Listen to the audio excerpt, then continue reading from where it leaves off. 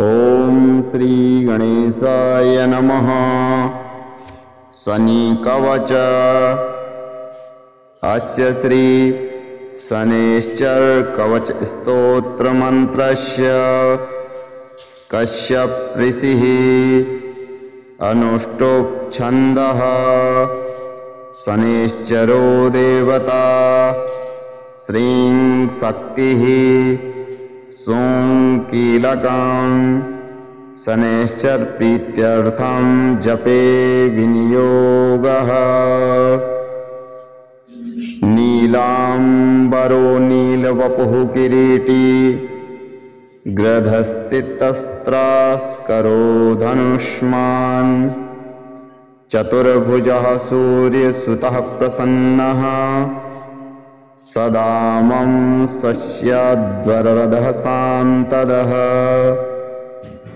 शृणुध्वजमृषयः सर्वे शनिपीडाहरं महत् कवचं शनिराजस्य शौर्यरिदमनुत्तमम्। कवचं देवतावाजं वज्रपञ्चरसंज्ञकं शनैश्चर प्रीतिकरं सर्वसौभाग्यदायकम्। ॐ श्री शनैश्चरः पातु भालं मे सूर्यनन्दनः।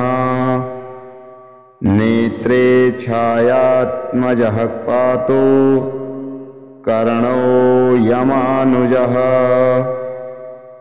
नासां वैवस्वतः पातु मुखं मे भास्करः सदा।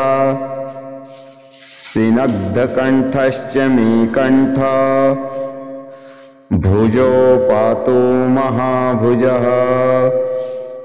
स्कन्धो पातु शनिश्चैव करो पातु शुभप्रदः। वक्षः पातु यमभ्राता कुक्षिं पातवस्स्थिता।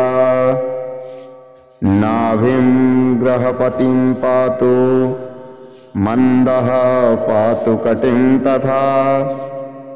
उरोममान्तकः पातु यमो जानुयुगं तथा।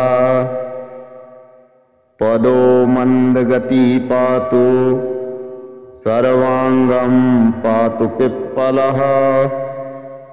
अङ्गोपापानि सर्वाणि रक्षेन्मे सूर्यनन्दनः।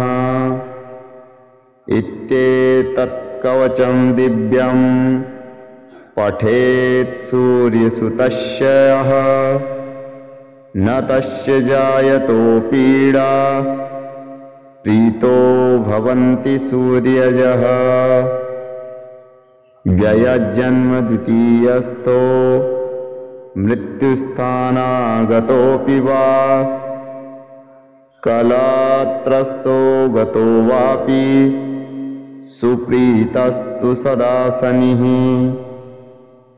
अष्टमस्ते सूर्यसुते व्यवे जन्म द्वितीयगे कवचं पठेत् नित्यं न पीडा जायते क्वचित्। इत्येतत्कवचं दिव्यं शौर्येर्ये निर्मितः पुरा